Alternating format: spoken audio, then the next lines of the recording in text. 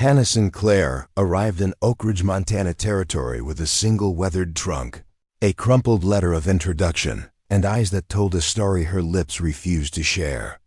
The spring of 1876 had brought an unexpected warmth to the mountain valley, melting snow from the rugged peaks earlier than usual and turning the meadows into a carpet of wildflowers. It was a beautiful land, but Hannah noticed none of it.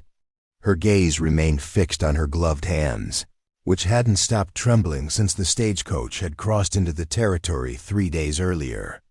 Before we jump back in, tell us where you're tuning in from, and if this story touches you, make sure you're subscribed, because tomorrow I've saved something extra special for you.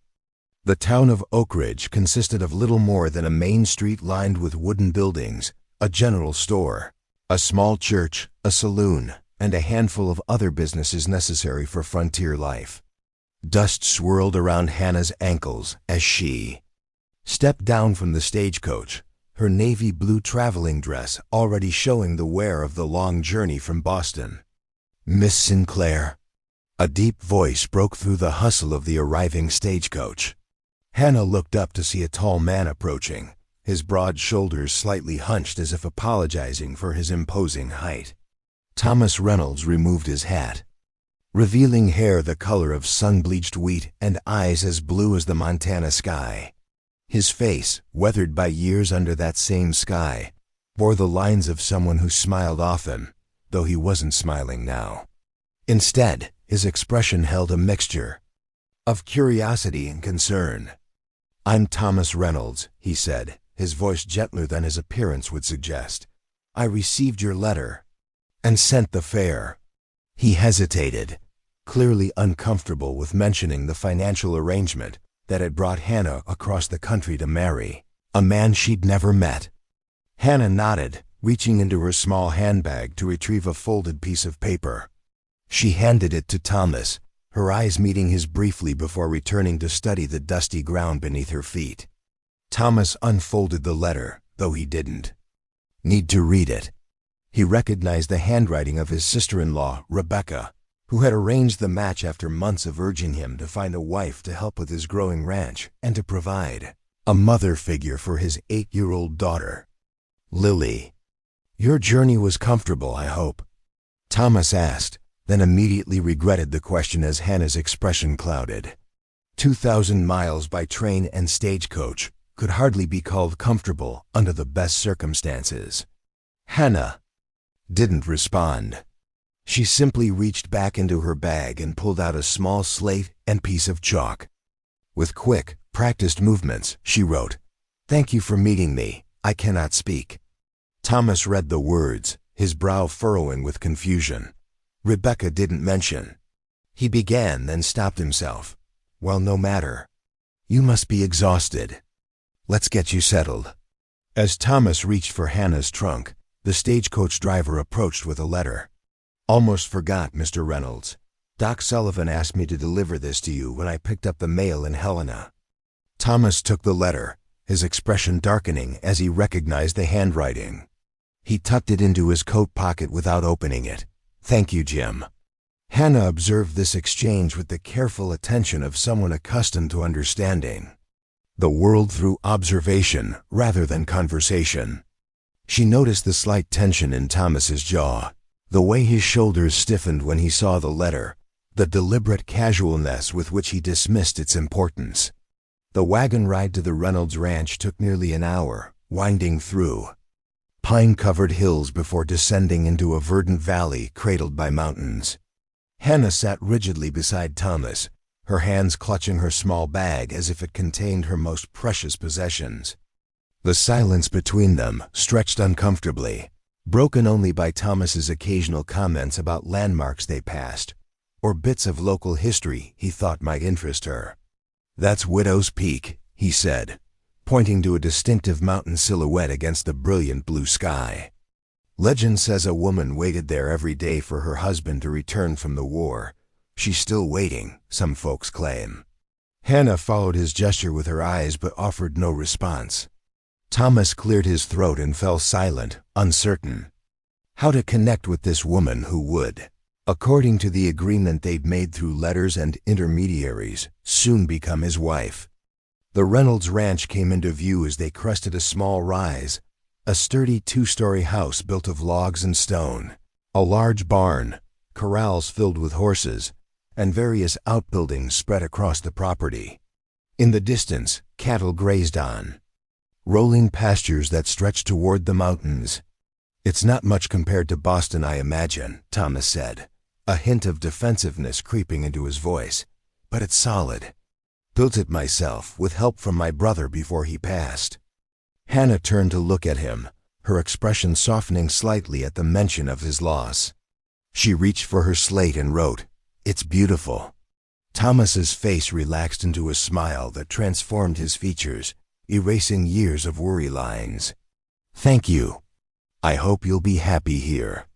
As the wagon pulled up to the house, the front door burst open and a small figure came running down the path. Lily Reynolds had her father's wheat blonde hair and blue eyes, but her delicate features must have come from her mother, Hannah thought. "Pa, you're back," Lily called, then skidded to a halt when she noticed Hannah. Her eyes widened with curiosity. "Is this her? Is this my new ma?" Preparing and narrating this story took us a lot of time, so if you are enjoying it, subscribe to our channel. It means a lot to us.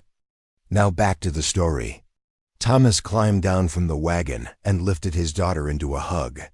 "This is Miss Sinclair, Lily. She's come a long way to meet us. Remember your manners now." Lily wiggled free and approached the wagon, looking up at Hannah with undisguised interest. "Hello, Miss Sinclair. I've been waiting all day. Mrs. Peterson said you might bring candy from the city, but Pa said not to ask about it right away because it would be rude." Hannah's lips curved in the first genuine smile since her arrival. She reached into her bag and produced a small paper package tied with string, which she handed to the little girl. Lily's eyes lit up. "Thank you. Can I open it now, Pa?" Thomas nodded, and Lily carefully untied the string to reveal several pieces of maple sugar candy. "Oh, I've never had these before. Would you like one, Miss Sinclair?" Hannah shook her head and pointed to Lily, indicating they were all for her. "Miss Sinclair doesn't speak, Lily," Thomas explained quietly. "She communicates by writing on her slate." Lily looked puzzled but not particularly troubled by this information. "Like at school when we have to be quiet during lessons." "Something like that," Thomas said, helping Hannah down from the wagon. "Miss Sinclair has traveled a very long way. Let's show her to her room so she can rest before supper."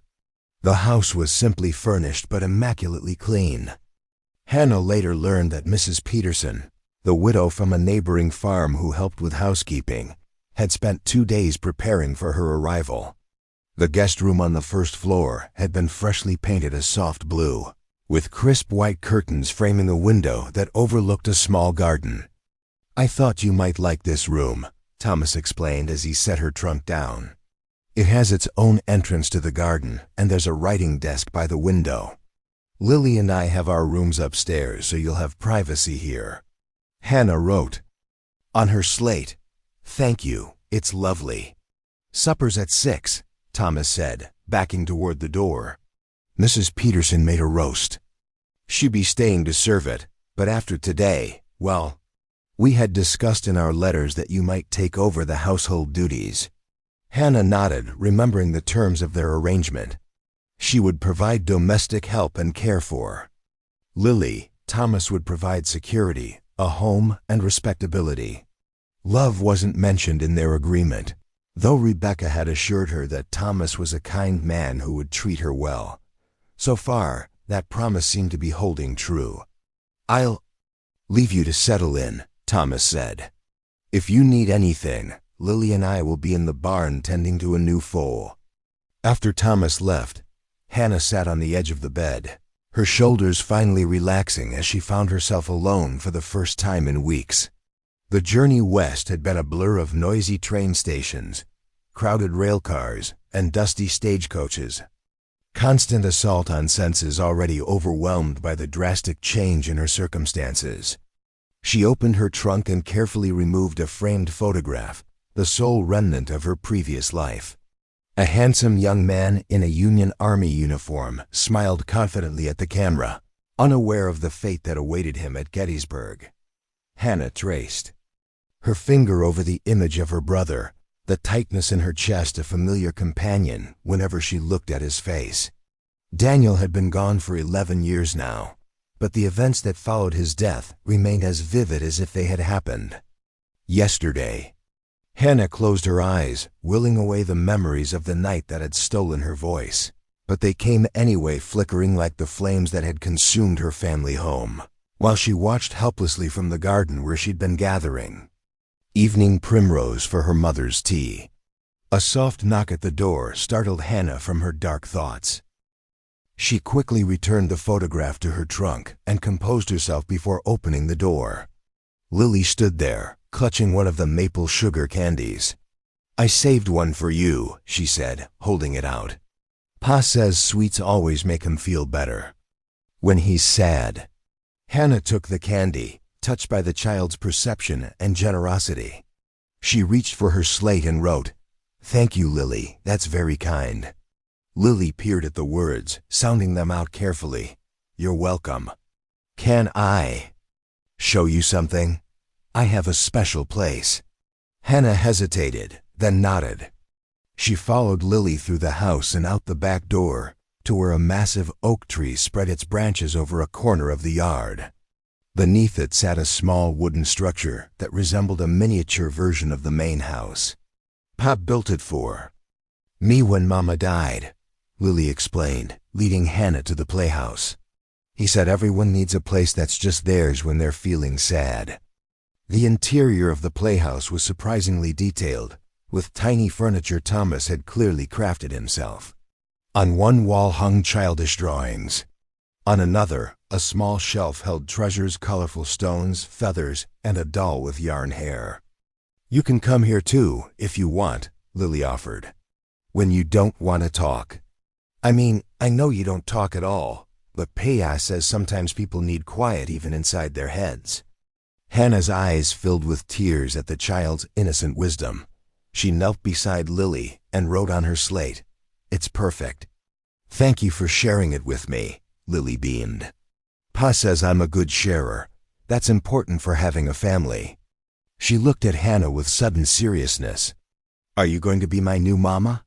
Hannah's hand trembled as she wrote, "Your father and I have an arrangement. We're getting to know each other." Lily studied the words, then nodded with the solemnity of a child trying to understand adult complexities. "That's what Pa said too, but I hope you stay. He smiles more since your letters started coming."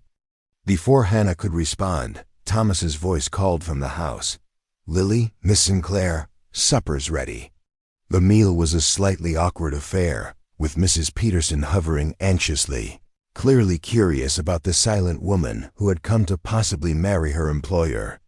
Thomas attempted conversation, asking Hannah simple questions that could be answered with a nod or brief note on her slate. "Rebecca mentioned you were a teacher in Boston?" he asked as Mrs. Peterson served apple pie for dessert. Hannah nodded.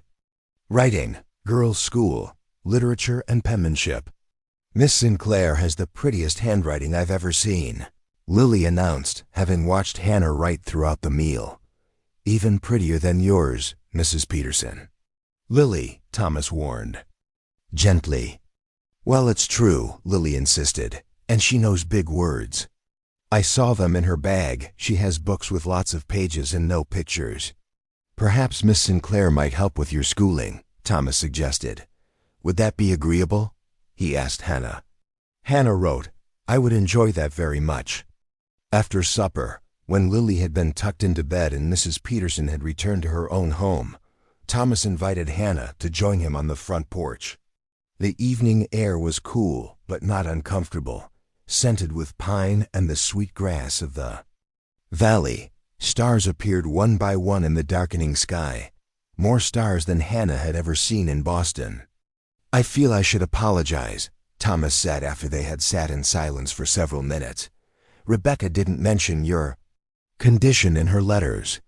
Had I known, I might have suggested this arrangement wouldn't be suitable. Hannah stiffened, her fingers tightening around her slate. Not because of any failing on your part, Thomas added quickly. But ranch life can be dangerous. There are times when being able to call for help might be necessary. Hannah wrote rapidly. I understand if you wish to dissolve our agreement, I can return east on the next stagecoach. Thomas read her words and shook his head. That's not what I meant. I gave my word that you would have a home here, and I stand by that. I just want to be sure you understand what you're committing to. This isn't an easy life, even with a voice. Hannah considered his words, then wrote, I haven't spoken in 11 years, Mr. Reynolds. I've survived this long. I'm stronger than I appear. Thomas studied her face in the fading light. I believe you are, Miss Sinclair.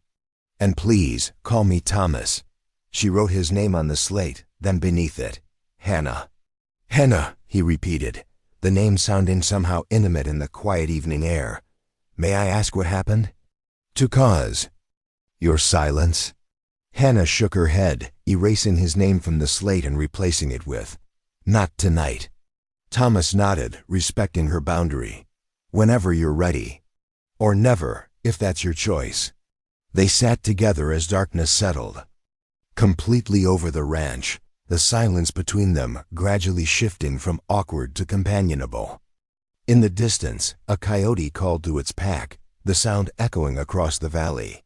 They're singing to the moon, Thomas said softly. Lily believes they're telling stories about the day's adventures. Hannah smiled at the thought, appreciating that Thomas shared his daughter's fanciful idea rather than dismissing it. I should warn you, Thomas continued, that folks in town will be curious about you.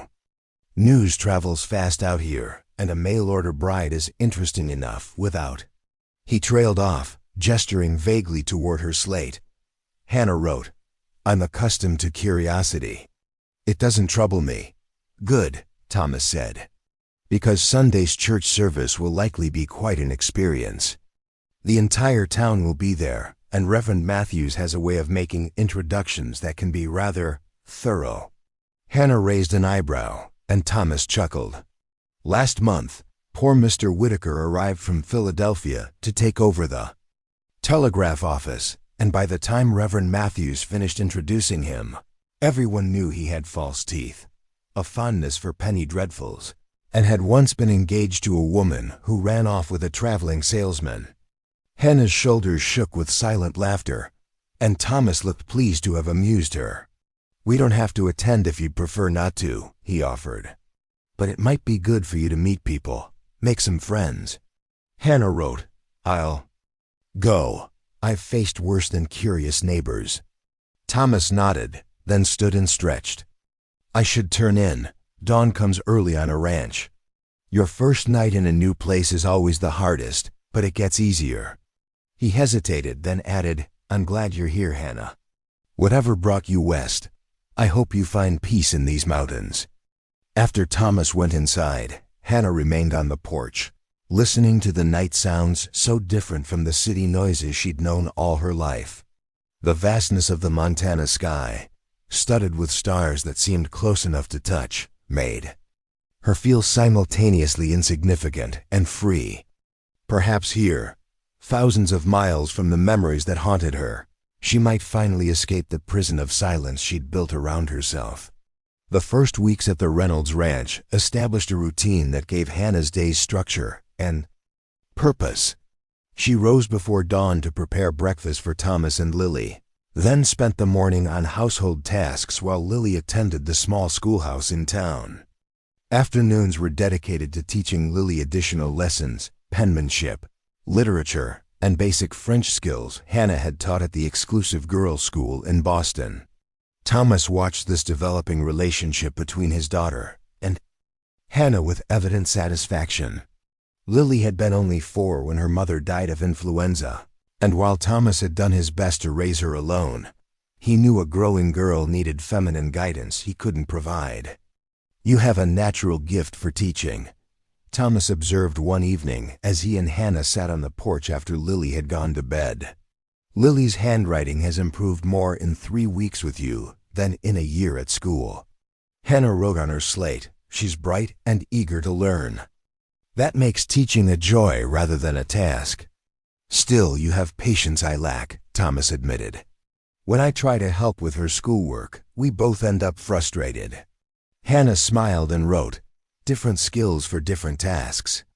I couldn't birth a calf or break a wild horse. Thomas laughed. Fair point. Though I'd wager you could learn if you set your mind to it. You've taken to ranch life better than I expected. It was true that Hannah had adapted to her new circumstances with surprising ease. The physical demands of maintaining a household without modern conveniences challenged her at first, but she approached each task with determination. Mrs. Peterson continued to visit twice a week, ostensibly to help with laundry and baking.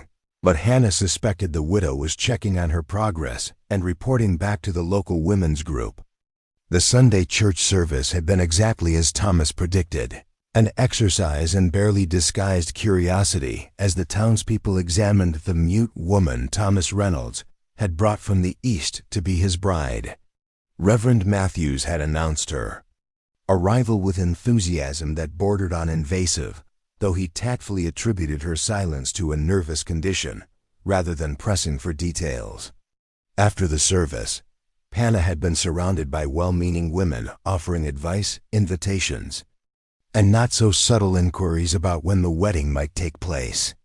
Thomas had rescued her by announcing they needed to return to the ranch to check on a pregnant Mar, an excuse that may or may not have been true, but was delivered with enough conviction to be effective. You handled that well, he'd told her on the wagon ride home. Those ladies can be overwhelming, even for people who can tell them to hush up. Hannah had smiled and written, I've faced classroom mothers who believed their daughters were undiscovered geniuses. A few curious neighbors are nothing in comparison. As April turned to May, the tentative friendship between Hannah and Thomas deepened into mutual respect and genuine affection. They developed their own form of communication, Hannah's written words, Thomas's spoken ones, and between them a growing vocabulary of gestures and expressions that often made speech unnecessary. The subject of marriage, however, remained unaddressed. Their original agreement had included a wedding within a month of Hannah's arrival, but Thomas never mentioned it, and Hannah found herself both relieved and unsettled by the delay. She had come to Montana prepared to enter a marriage of convenience, but the reality of Thomas, his quiet strength, his devotion to Lily, his unexpected gentleness, complicated her feelings in ways she hadn't anticipated. One afternoon in late May, Hannah was working in the garden when the sound of approaching hoofbeats drew her attention. A rider was coming fast up the road to the ranch, too fast for a social call. She stood, wiping soil from her hands, as one of the young ranch hands Thomas employed pulled his horse to a stop near the house. Miss Sinclair. The boy called Jake, she remembered, barely 17 but already skilled with horses. Is Mr. Reynolds here? There's trouble at the north pasture. Rustlers hit during the night. Took near 20 head of cattle. Hannah shook her head and pointed toward the western ridge where Thomas had gone that morning to repair fencing. I'll head that way, Jake said, already turning his horse. Doc Sullivan's in town if you need to send for help. Some of the boys got hurt trying to stop the rustlers. Hannah's heart raced as she watched Jake ride away. Cattle rustling was a serious offense in Montana territory, often leading to violence when thieves were caught. She hurried inside to check on Lily, who was practicing her penmanship at the kitchen table. Was that Jake? Lily asked, looking up from her work. He was riding awfully fast. Hannah nodded, trying to keep her expression calm as she wrote on her slate, Your father needs some supplies. I'm going to pack them. Would you like to help? Lily, always eager to be useful, readily agreed. Together they packed jerky, biscuits, and a jar of preserves into a sack, along with bandages and a bottle of whiskey Thomas kept for medicinal purposes. Hannah wasn't sure what might be needed, but she wanted to be prepared. As she worked, Hannah's mind raced with worry. The ranch. Hands were capable, but cattle rustlers were often desperate men with little to lose. If Thomas confronted them. She pushed the thought away, focusing instead on practical matters. The sound of wagons approaching pulled Hannah to the window. 3 vehicles were coming up the road, one she recognized as belonging to Doc Sullivan, the town physician, and the others carrying what appeared to be ranch hands from neighboring properties. "Why is the doctor coming?" Lily asked, worry creeping into her voice. "Is Pa hurt?" Hannah quickly wrote, "I'm sure your father is fine. The doctor probably just wants to check on our new foal." It was a transparent lie. Doc Sullivan was a busy man who wouldn't make house calls for animals, but it seemed to reassure Lily temporarily. Hannah directed the girl to fetch fresh water from the pump, hoping to keep her occupied while she met the approaching wagons. Doc Sullivan, a gruff man in his 60s with a reputation for blunt speech and skilled hands, jumped down from his wagon before it had fully stopped. "Miss Sinclair," he greeted her with a quick nod. "I assume you've heard about the trouble." Hannah nodded, her questioning gaze moving to the men in the wagons behind him. Some wore bandages, and all looked grim. "Rustlers hit 3 ranches last night," the doctor explained.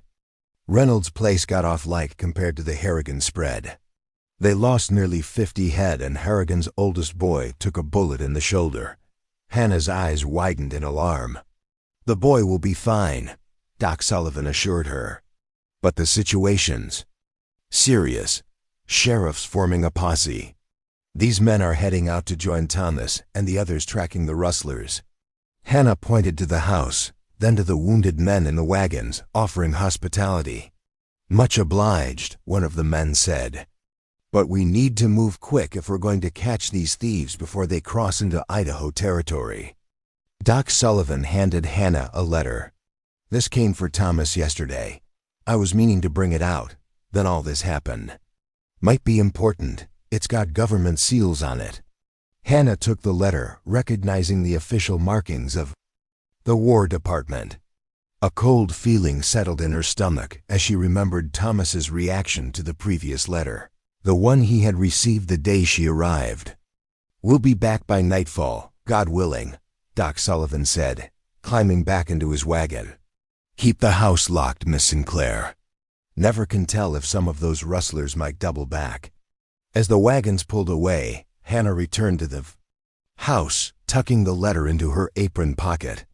Lily was setting the table for a meal no one would be eating, her face pinched with worry, despite Hannah's reassurances. "They're going after bad men, aren't they?" Lily asked.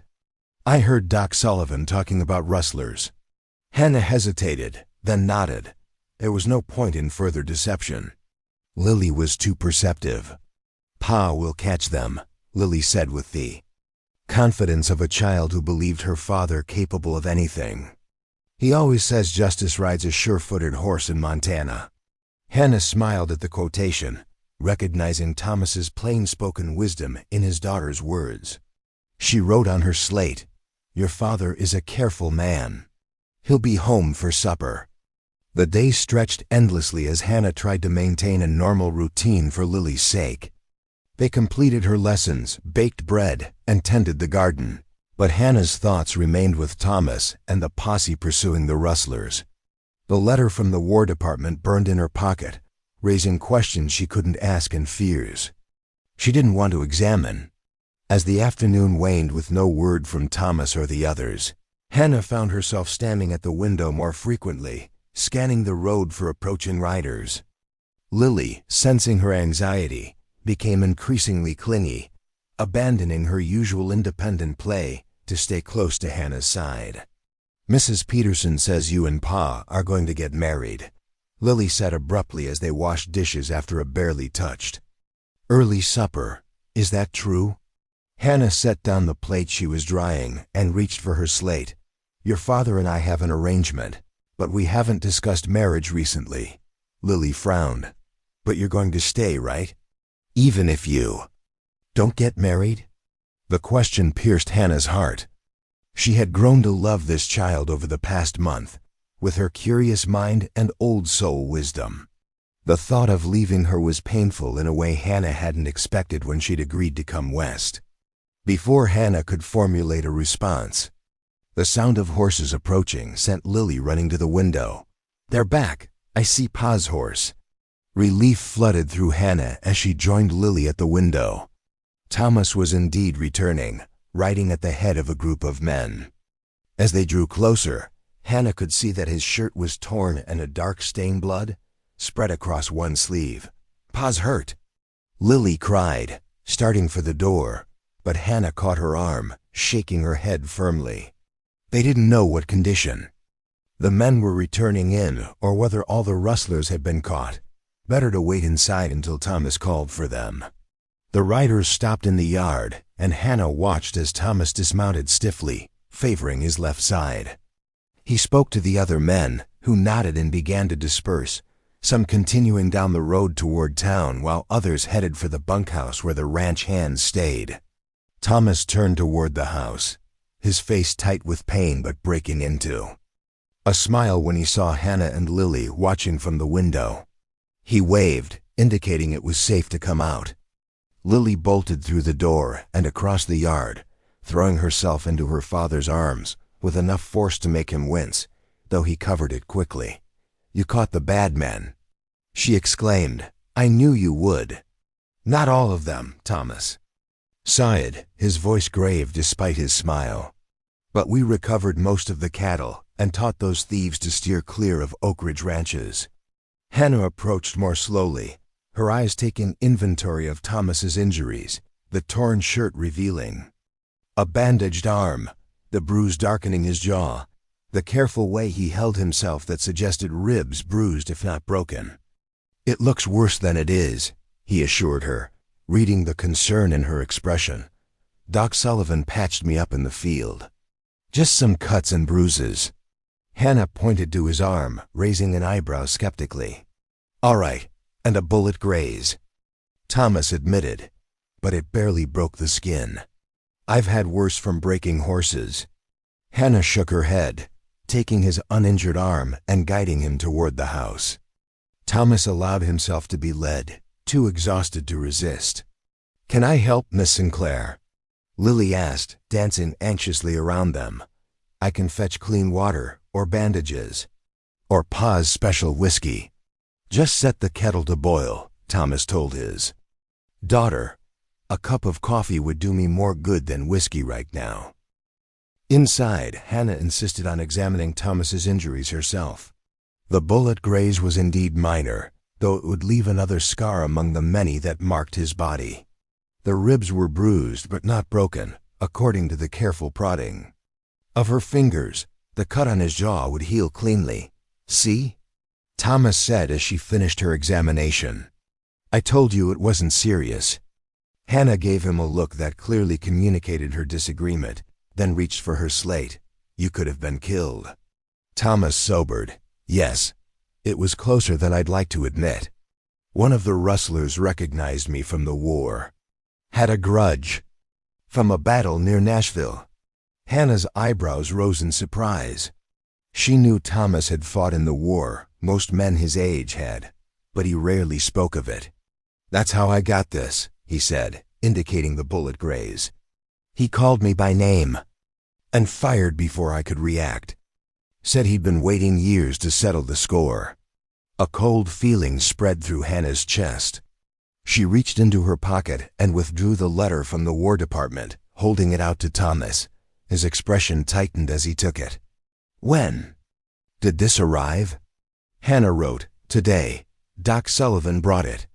Thomas broke the seal and read the letter, his face growing increasingly grim.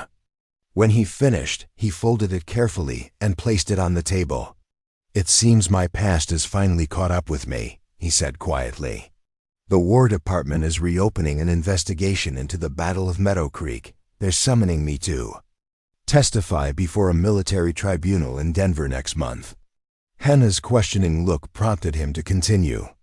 "I was a captain in the Union Army," Thomas explained. "Led a company at Meadow Creek, where we surprised a Confederate camp at dawn. It was supposed to be a military target. Intelligence said they were planning to raid a Union supply depot. But there were civilians in the camp. His voice grew hollow. Women, children. By the time we realized our mistake, it was too late. The weight of his words hung in the silence between them. Hannah understood all too well the burden of such memories, the way they could haunt a person for years, appearing in nightmares and quiet moments when defenses were low. She wrote on her slate, "It wasn't your fault. You were following orders." "That's what the first inquiry concluded," Thomas said. "But someone's pushing to reopen the case. Probably someone who lost family there." He sighed heavily. "I don't blame them. Not a day goes by that I don't think about those civilians." Hannah hesitated, then wrote, "The rustler who shot you, was he connected to Meadow Creek?" Thomas nodded. "He was a Confederate soldier who survived the battle. Lost his wife and daughter in our attack." His voice cracked slightly. "When he recognized me today, he said he'd been searching for me for years. Called me a murderer. Is Pa in trouble?" Lily asked from the doorway, where she'd been listening unnoticed. Her small face was pale with worry, her eyes wide with fear. Thomas opened his arms, and Lily ran to him, burying her face against his chest. "No, sweetheart," he assured her, though his eyes meeting Hannah's over Lily's head told a different story. "It's just some old business from the war. Nothing for you to worry about." But Hannah could see the truth in Thomas's expression. This summons was serious, perhaps even threatening his freedom. The military rarely reopened settled cases unless new evidence had emerged, evidence that might change the original findings. Later, after Lily had been reassured and put to bed, Thomas and Hannah sat at the kitchen table, the letter between them like a physical manifestation of the past's long shadow. "I'll have to go to Denver," Thomas said, breaking the silence. "The tribunal starts in 3 weeks. Hannah wrote, "I'll care for Lily and the ranch while you're gone." Thomas looked at her with surprise and gratitude. "You would do that?" "Even though we haven't." He trailed off, gesturing vaguely between them, indicating their unconsummated arrangement. Hannah wrote firmly, "I made a commitment when I came here. I won't abandon Lily." "Thank you," Thomas said simply. "It eases my mind to know she'd be with someone who cares for her." He hesitated, then added, "If things go badly in Denver, I've made provisions. The ranch would go to Lily, with you as her guardian until she comes of age, if you're willing." Hannah's eyes widened at the responsibility Thomas was entrusting to her, a woman he had known for barely a month, whose voice he had never heard, whose past remained largely a mystery to him. "I know it's a lot to ask," Thomas acknowledged. "But Lily trusts you, and so do I." Hannah felt something shift inside her at his words, some barrier beginning to crumble. She reached for her slate, but the words that formed in her mind seemed inadequate for what she needed to express. Instead, she placed her hand over Thomas's, a gesture more intimate than any they had shared before. Thomas turned his hand to clasp hers, his calloused fingers gentle against her skin. "I've been thinking," he said softly, "that regardless of what happens in Denver, we should formalize our arrangement before I leave. For Lily's sake and for practical matters concerning the ranch." Hannah withdrew her hand to write, "Are you proposing marriage, Mr. Reynolds?" A faint smile touched Thomas's lips. "I suppose I am, though not very romantically. I know it's not what you dreamed of, Hannah, but I think we could build a good life together, given time." Hannah studied his face, the honest eyes, the lines etched by sun and worry, the mouth that could curve into such unexpected tenderness when he spoke to Lily. This was not the life she had imagined for herself as a young woman in Boston. But perhaps it was the life she needed, one built on mutual respect and shared purpose, rather than the fleeting passion that had destroyed so many women she knew. She wrote slowly, deliberately, "Yes, Thomas, I will marry you before you leave for Denver." The relief in his eyes was palpable. "Thank you," he said again, and Hannah realized it was becoming a refrain between them, simple words, that carried the weight of all they couldn't or wouldn't say. As Thomas rose to bank the fire for the night, Hannah remained at the table, her fingers tracing the official seal on the War Department letter. The past was reaching for both of them, she thought, Thomas with his battle ghosts, she with her own private nightmare. Perhaps in joining their lives, they might find the strength to finally face those shadows that had haunted them for so long. That night, lying in her bed listening to the unfamiliar sounds of the Montana wilderness, Hannah made a decision. If she was to marry Thomas Reynolds, to become a true mother to Lily and mistress of this ranch, she would need to face her own past. The silence she had wrapped around herself like a protective cloak for 11 years had become a prison, separating her from the life she might build here. Thomas had been brave enough to share his war ghosts with her. Perhaps it was time she found the courage to confront her own. The wedding took place 3 days later, a simple ceremony in the Oakridge church with Reverend Matthews officiating. The entire town turned out, partly from genuine goodwill and partly from curiosity about the mysterious Eastern woman who communicated only through her slate. Hannah wore a dove-gray dress she had brought from Boston, with wildflowers Lily had gathered that morning arranged in her dark hair. Thomas looked uncomfortable but handsome in his best suit, the one he usually wore only for funerals and Christmas services. "Do you, Thomas James Reynolds, take this woman to be your lawfully wedded wife?" Reverend Matthews intoned. "I do," Thomas answered clearly, his blue eyes meeting Hannah's with steady resolve. "And do you, Hannah Elizabeth Sinclair, take this man to be your lawfully wedded husband?" Hannah nodded, then wrote on her slate the words she could not speak. "I do." Reverend Matthews, who had been forewarned about the unusual circumstance, accepted this written vow without comment. "Then by the authority vested in me, I now pronounce you man and wife. You may kiss your bride."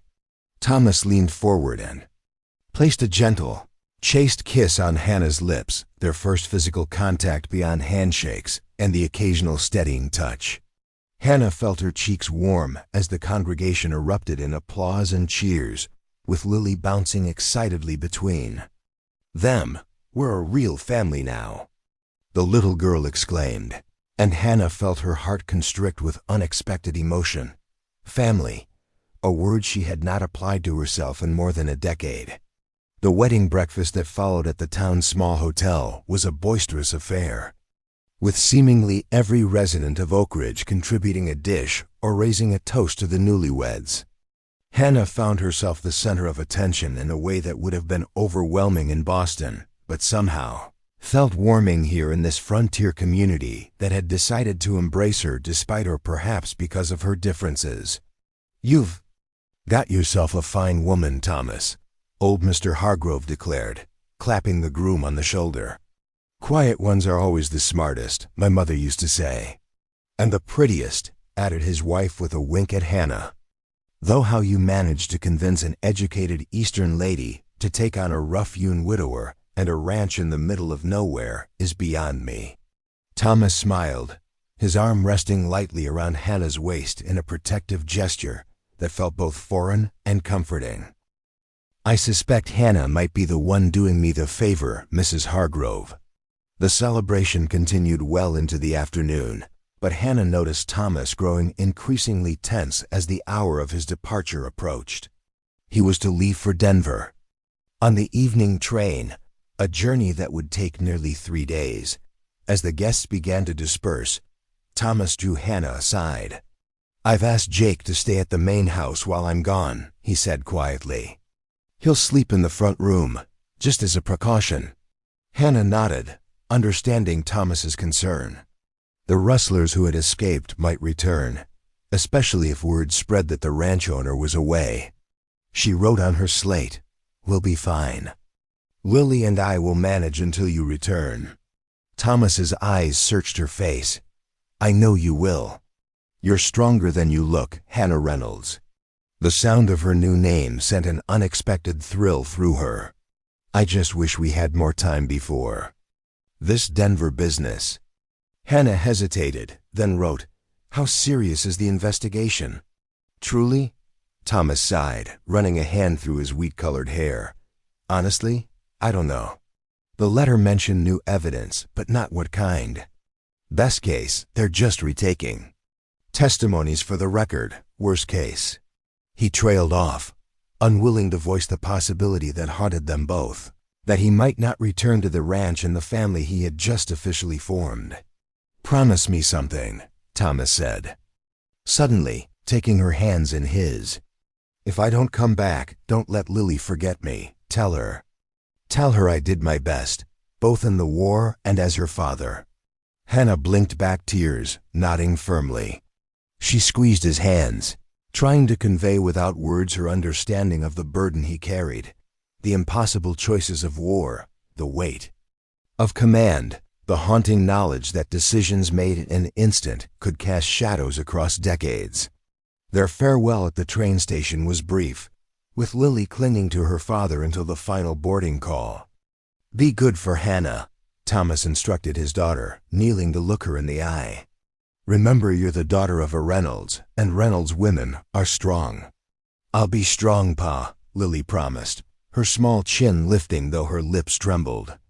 I'll help with the chickens every day and practice my letters so you'll be proud when you come home. I'm already proud, sweetheart. Thomas hugged her fiercely, then stood to face Hannah. Thank you, he said softly, the words carrying meanings beyond their simple sound. Thank you for marrying me, for caring for my daughter, for giving me peace of mind as I face what lies ahead. Hannah reached up and straightened his collar, a wifely gesture that felt both strange and natural. She pressed her slate into his hands where she had written, Come back to us, Thomas. Whatever happened at Meadow Creek, you are a good man who deserves a second chance. Thomas read her words, his eyes suspiciously bright in the fading light. I'll do my best, he promised, then leaned forward and kissed her, not the ceremonial peck of their wedding, but a real kiss, gentle but firm, the seal of a promise between them. As the train pulled away, Hannah stood on the platform holding Lily's hand, watching until the last plume of smoke disappeared around the mountain bend. Then she squared her shoulders and turned toward home, their home now with the weight of her new responsibilities settling around her like a mantle. The first week without Thomas established a routine that kept both Hannah and Lily too busy for extensive worry. Hannah took over the household accounts, discovering that Thomas was a meticulous record keeper. She met with the ranch foreman each morning to discuss the day's work, her slate becoming a familiar sight as she directed operations with written instructions that were concise and clear. Lily threw herself into being helpful, gathering eggs, feeding chickens, and even helping Hannah prepare simple meals. At night, they would sit on the porch, watching the stars emerge while Hannah told stories through written words and simple gestures, her hands painting pictures in the air to make Lily laugh. Letters arrived from Thomas every few days, carried by the stagecoach that connected Oakridge to the railroad junction 30 miles away. His missives were plain-spoken, but reassuring. The journey had been uneventful. His accommodations in Denver were adequate. The preliminary meetings with military officials had been cordial but reserved. They're not showing their hand yet, he wrote. I can't tell if they have something substantial or if this is all for show. Either way, the formal hearings begin tomorrow. Don't worry if you don't hear from me for a few days. These proceedings can be unpredictable. True to his warning, the letters stopped. 3 days passed, then 5, then a week with no word from Denver.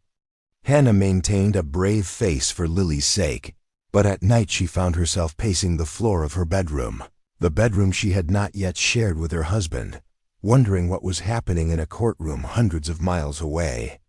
It was during this tense period of waiting that the nightmares returned vivid, horrifying dreams of fire and screaming that Hannah had thought were finally behind her. She would wake gasping, her throat raw as if she had been trying to call out in her sleep. On the third such night, she discovered Lily standing in her doorway, small and frightened in her white nightgown. "You were making sounds," the child said hesitantly, not words but scared sounds. Hannah patted the bed beside her, inviting Lily to sit. She reached for the slate she kept on her bedside table and wrote, "I'm sorry I frightened you.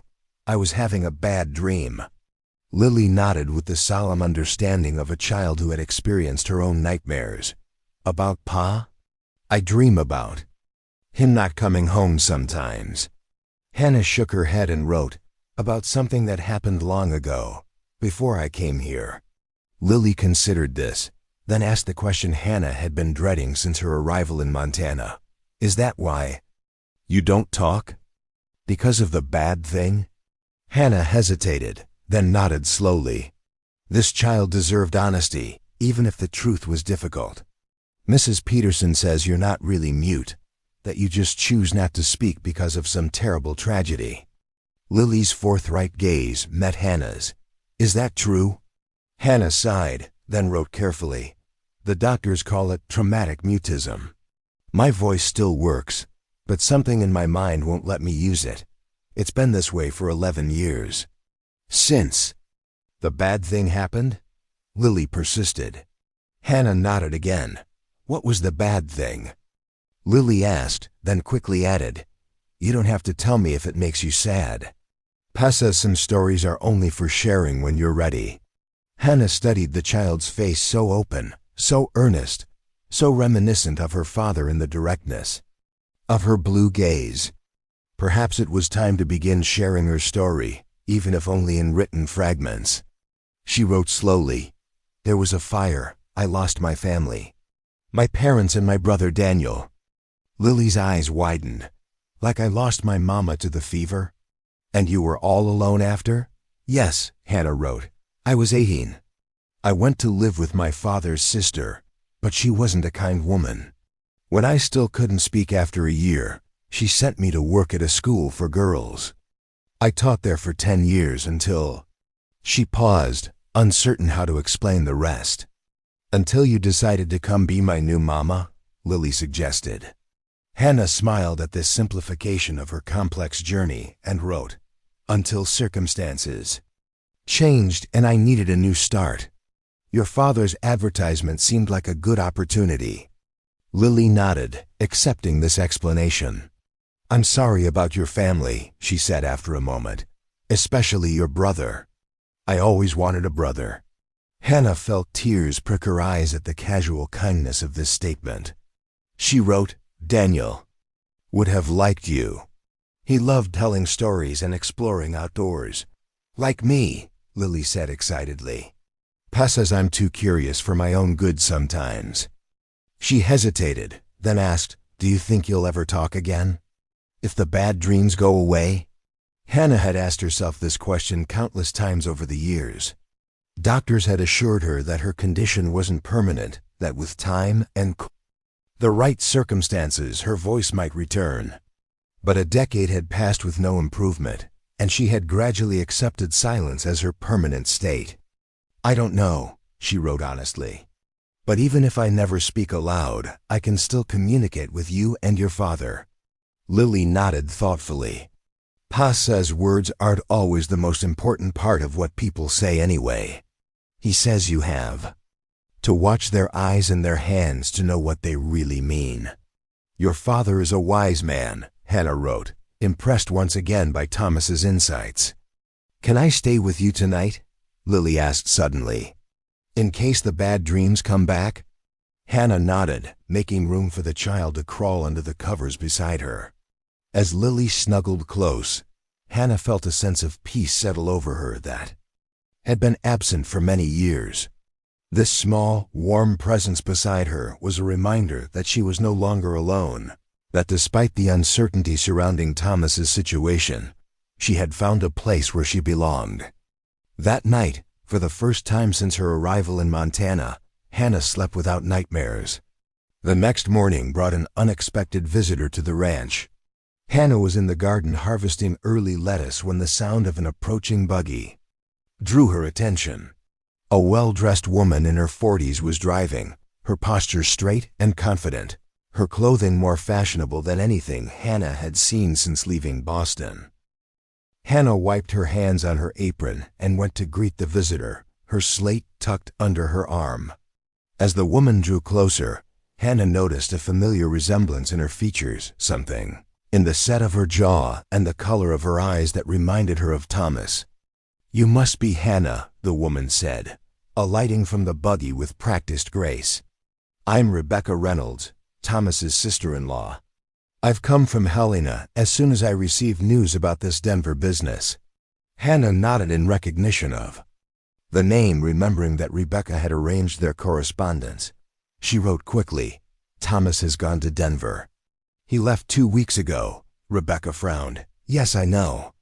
That's why I'm here. I have connections in the War Department. My late husband served with Thomas, you see. I've heard disturbing reports about this investigation." She glanced around the yard. "Perhaps we should continue this conversation inside." Hannah led the way into the house, where Lily was practicing her penmanship at the kitchen table. The girl looked up at their visitor with interest. "Aunt Rebecca," Lily exclaimed, jumping up to embrace the elegant woman. "Did you bring me a present from the city?" "Lily," Hannah wrote on her slate, giving the child a gentle but reproving look. "It's quite all right," Rebecca said with a warm smile. "And yes, I did bring something for you, Lily. It's in my valise. Perhaps you could fetch it while I speak with your new mother?" Lily needed no further encouragement, darting outside to the buggy. When she was gone, Rebecca turned to Hannah with an expression suddenly grave. "I'll be direct, Mrs. Reynolds. The investigation in Denver is more serious than Thomas may have realized. New witnesses have come forward claiming he ordered the attack on Meadow Creek, despite knowing civilians were present." Hannah felt the blood drain from her face. She wrote quickly, "That's not true. Thomas told me what happened." "Of course it's not true," Rebecca agreed firmly. "My husband was there. He confirmed that the intelligence they received indicated a military target only. But these new witnesses are compelling, a former lieutenant with a grudge and 2 civilians, who claim to have survived the attack." Hannah wrote, "What can be done?" Rebecca sighed, removing her gloves as she took a seat at the kitchen table. "That's why I've come. Thomas needs character witnesses, people who can testify to the kind of man he is. I'm leaving for Denver tomorrow, and I think you should come with me." Hannah blinked in surprise, then wrote, "I can't leave Lily." "Bring her," Rebecca suggested. "She's Thomas's daughter, living proof of his character as a father, and you're his wife. Your presence alone would speak volumes to the tribunal." Hannah hesitated, her mind racing. The ranch was running smoothly under the foreman's supervision, and Jake had proven himself reliable as their protector. But the journey to Denver would be arduous, particularly with a child, and what good could she do there? She couldn't even speak to defend her husband. As if reading her thoughts, Rebecca leaned forward. "Hannah, I know about your condition. Thomas explained in his letters when he was arranging for you to come west, but your presence would still matter. The tribunal needs to see that Thomas has built an honorable life here, that he's not the man these witnesses are painting him to." Lily returned, clutching a beautiful porcelain doll dressed in the latest fashion. "Look what Aunt Rebecca brought me. Isn't she beautiful? I'm going to name her Emmeline, after the princess in the story Miss Hannah wrote for me." Rebecca smiled at the child's enthusiasm, then turned back to Hannah. "Think about it overnight. The train leaves at noon tomorrow. I'll be staying at the hotel in town if you decide to join me." After Rebecca left, Hannah spent the afternoon in turmoil, weighing her responsibilities to the ranch against her growing conviction that Thomas might truly need her in Denver. By evening, she had made her decision. She wrote a detailed letter of instruction for the foreman, packed 2 small bags for herself and Lily, and prepared the house for an extended absence. "Are we really going on a train?" Lily asked excitedly as Hannah tucked her into bed. "All the way to Denver to help Pa?" Hannah nodded, smoothing the child's wheat blonde hair away from her forehead. "Will it be dangerous?" Lily's voice dropped to a whisper, like in Pa's stories about the war. Hannah shook her head firmly and wrote, "It's just a hearing where people talk about what happened. Your father needs us there to show our support." Lily nodded solemnly. "I'll be very good. On the train and in Denver, I'll show everyone what a good pa I have." "I know you will," Hannah wrote, her heart swelling with affection for this child who had so quickly become precious to her. "Now sleep, we have a long journey ahead." The train journey to Denver was Lily's first, and despite the serious purpose of their trip, she couldn't contain her excitement at the novel experience. Hannah found herself seeing the journey through the child's eyes, the dramatic mountain passes, the sprawling plains, the bustle of each station where the train stopped to take on passengers or freight. Rebecca proved to be an ideal traveling companion, entertaining Lily with stories and ensuring their comfort with the efficiency of someone accustomed to managing difficult situations. Hannah observed the woman carefully, noting the intelligence in her eyes and the quiet authority with which she handled their arrangements. It was easy to see why Thomas had trusted her to find him a suitable wife. "He spoke very highly of you." In his letters, Rebecca commented on their second day of travel, while Lily was napping in their private compartment. "Said you had adapted to ranch life with remarkable grace. That's not something many Eastern women could accomplish." Hannah wrote, "It's a good life. Different from Boston, but satisfying in its own way." Rebecca studied her thoughtfully. "Thomas needs stability after what he's been through. His first wife, Carolyn, was a lovely woman but fragile. When she died, I feared he might never recover.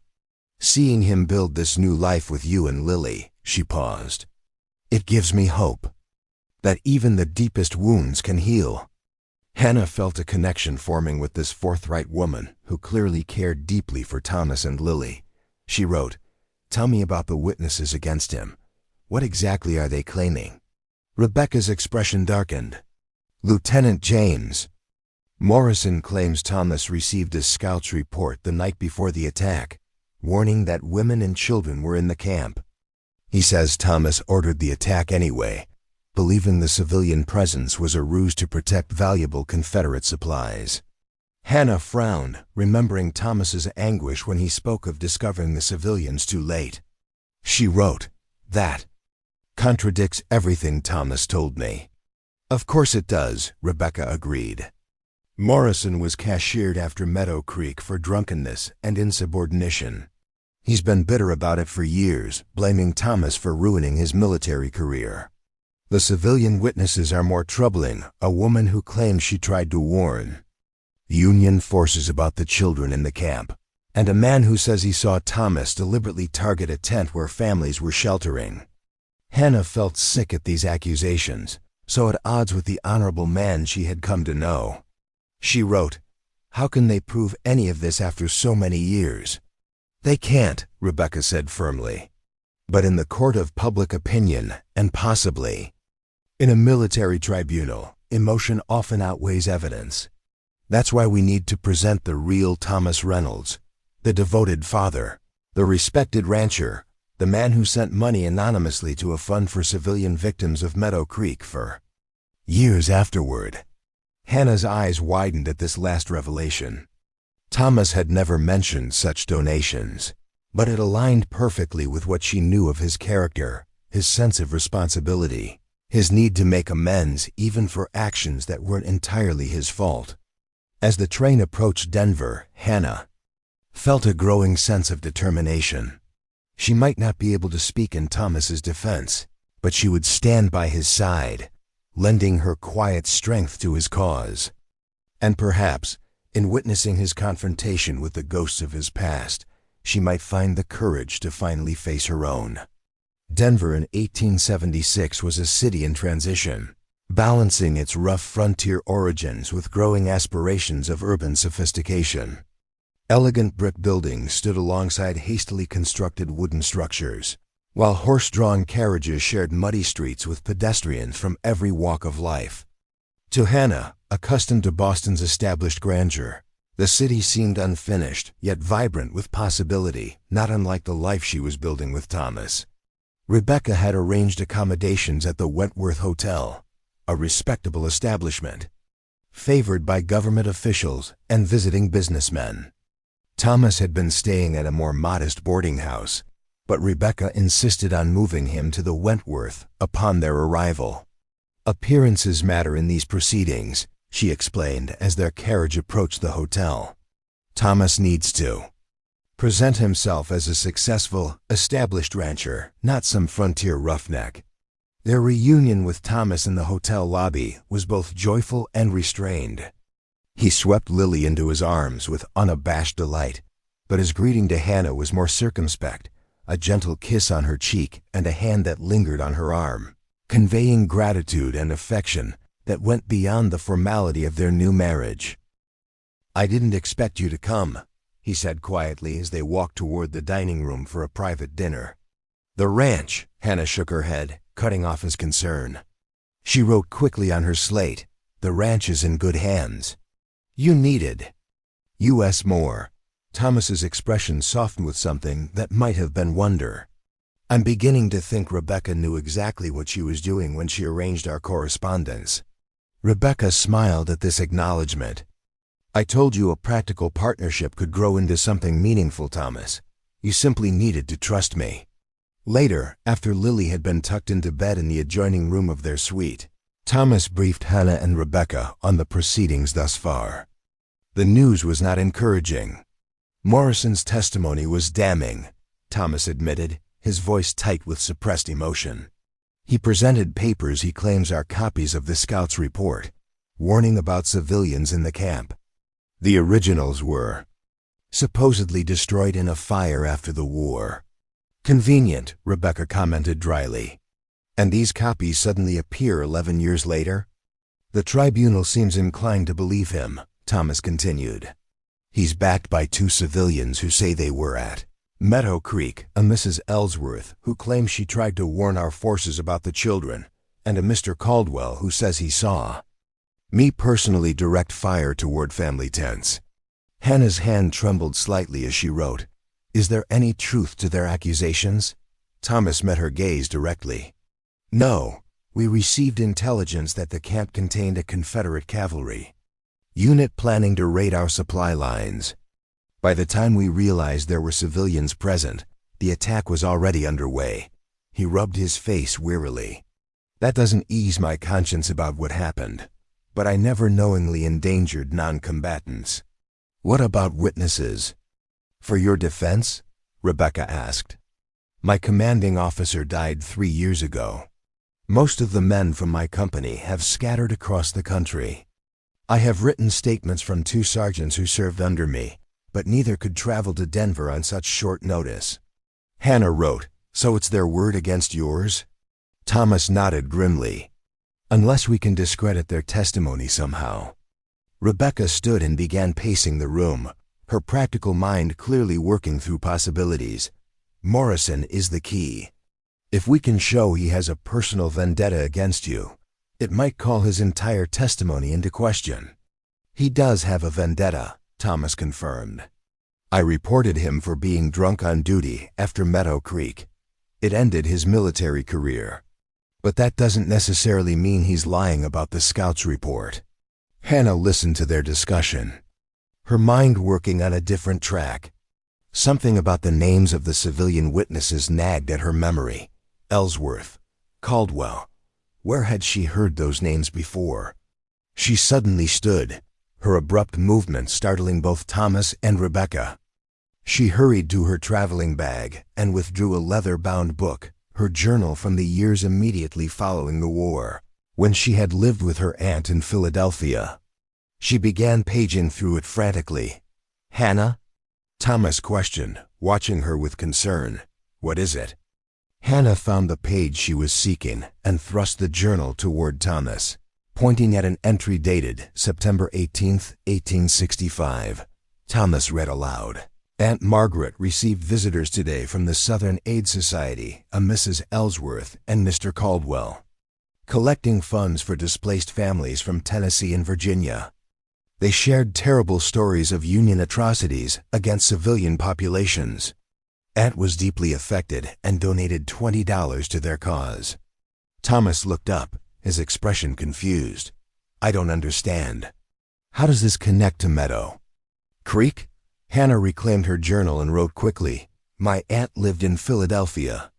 If these are the same people, why were they soliciting donations there in 1865, if they were supposedly survivors of Meadow Creek? And why would they be in Denver now, testifying against you?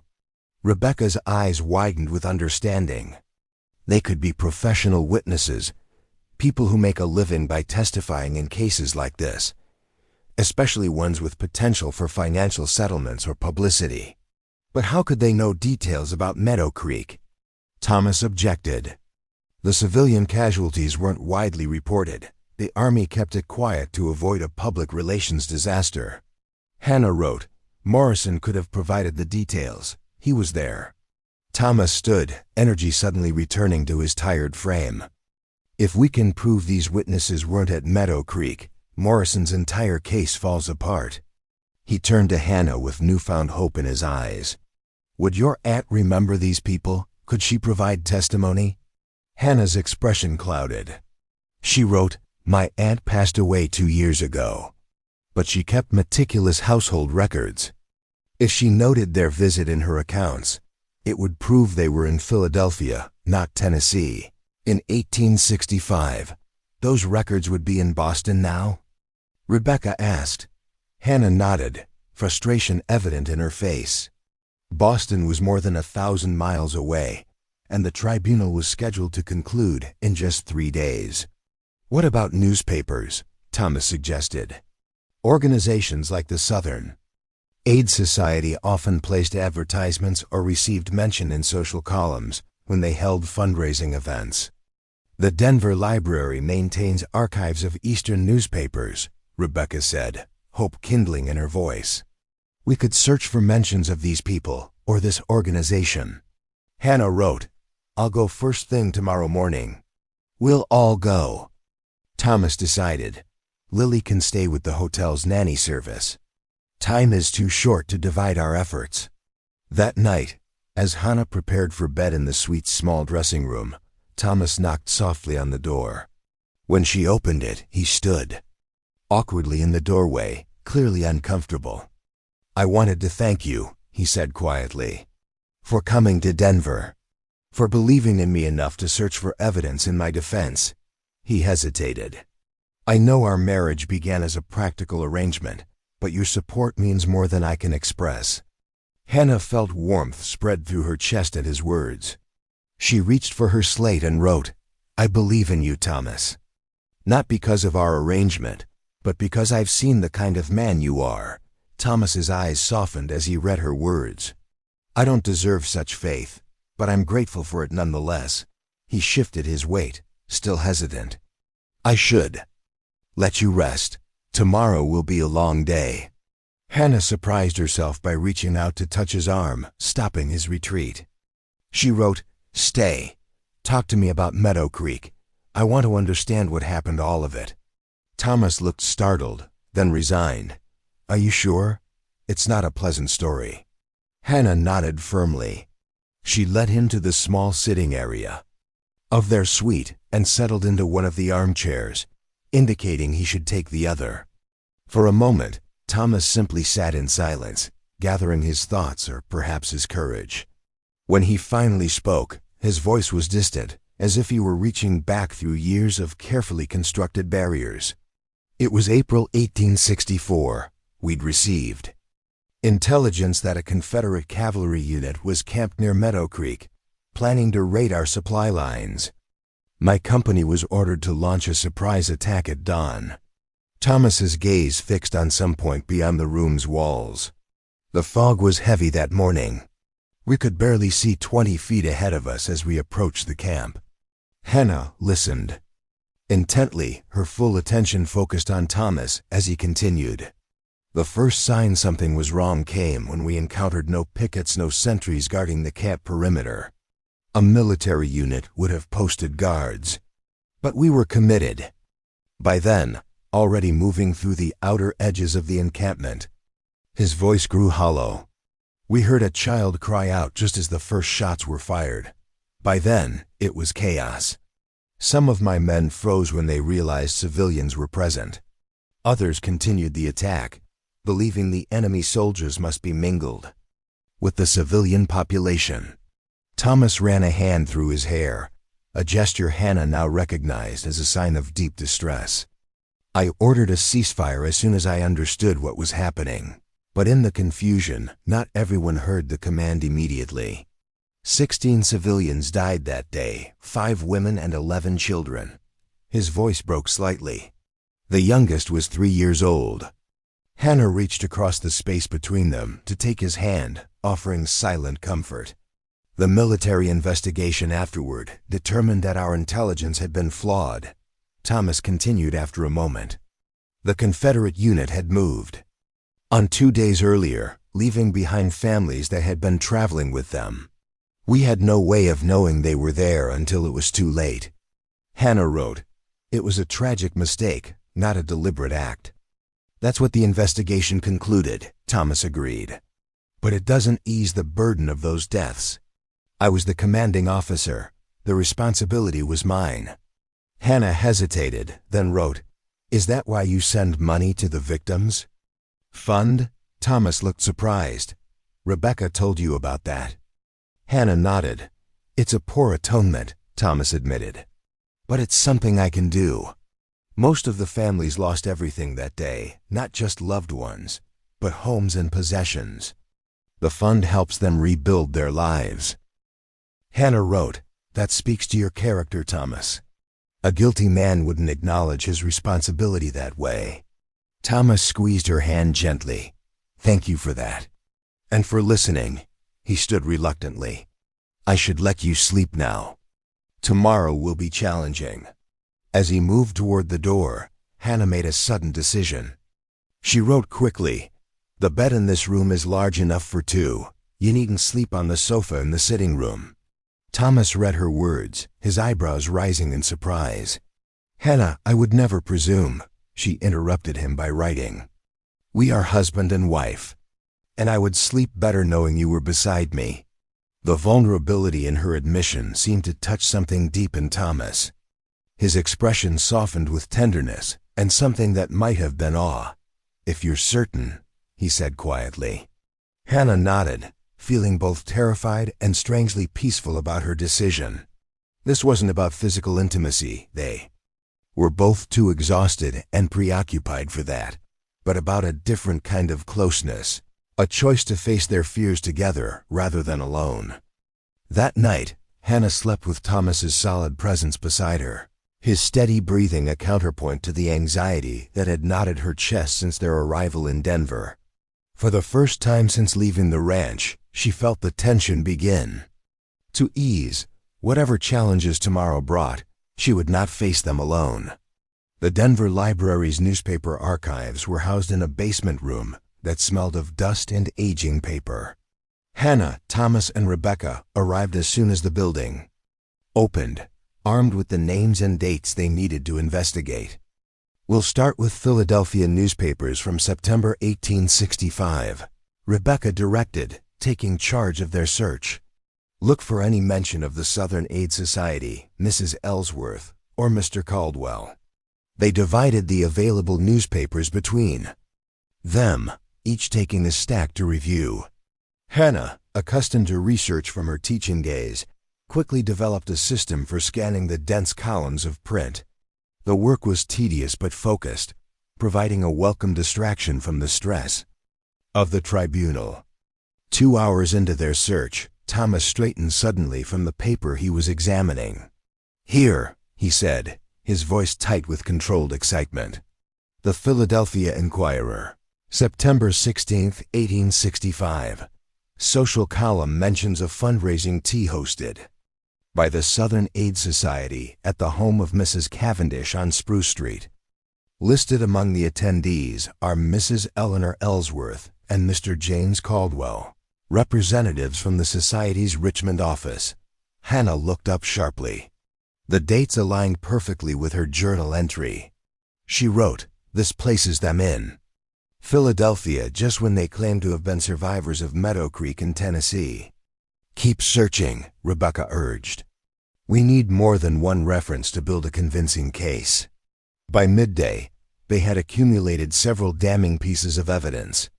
3 separate Philadelphia newspapers mentioned Ellsworth and Caldwell in connection with the Southern Aid Society in September 1865. Richmond newspaper from July of the same year listed them as founding members of the society. Most damning of all, they found a notice in a Chicago paper from 1867 warning about fraudulent solicitations by individuals claiming to represent war victims, with Ellsworth and Caldwell specifically named. They're professional swindlers, Thomas said, relief evident in his voice. They've been using the war to extract donations under false pretenses for years. Hannah wrote, but why target you specifically? How would they even know about Meadow Creek? Morrison, Thomas replied. Grimly, he must have recruited them for this. The question is why now, after all these years? Rebecca had been reviewing some additional documents she'd brought from the hotel. I think I know, she said, holding up a page torn from a newspaper. This was in yesterday's Denver Post. The War Department has established a new compensation fund for civilians harmed by military actions during the conflict. Successful claims can result in substantial settlements, up to $10,000 per victim. So that's it, Thomas said, understanding dawning. Morrison found these professional witnesses and promised them a cut of any settlement they might receive if they helped discredit me. With the original military inquiry overturned, they could file claims as victims of Meadow Creek. Hannah wrote, we need to get this evidence to the tribunal immediately. They gathered their findings and hurried to the government building, where the hearings were being held. The afternoon session was already underway when they arrived, with Morrison on the stand answering questions from the military panel. Captain Reynolds was negligent at best, criminally indifferent at worst. Morrison was saying, his manner calculated to appear reluctant rather than eager. He received clear intelligence about civilian presence, but chose to proceed with the attack regardless.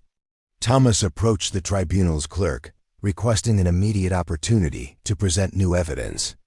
The clerk conferred briefly with the presiding officer, who nodded and raised a hand to interrupt Morrison's testimony.